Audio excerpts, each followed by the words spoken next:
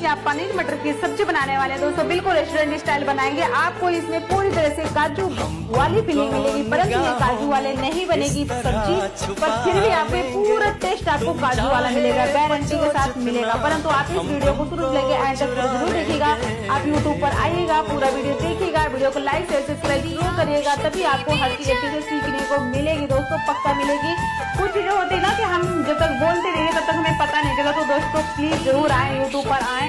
आप लोग को हमारे चैनल पे हमेशा नई नई ही वीडियो मिलेंगी, इस चीज का ध्यान रखिएगा।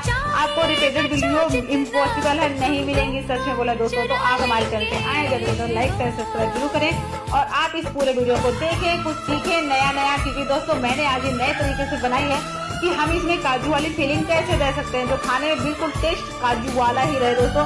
तो आप इस वीडियो को देख के बहुत ही अच्छे से सीख सकते हैं। ये रेसिपी, ये जो मटर और पनीर की सब्जी, इसको बनाने में समय बिल्कुल नहीं लगता। लाइक शेयर सब्सक्राइब जरूर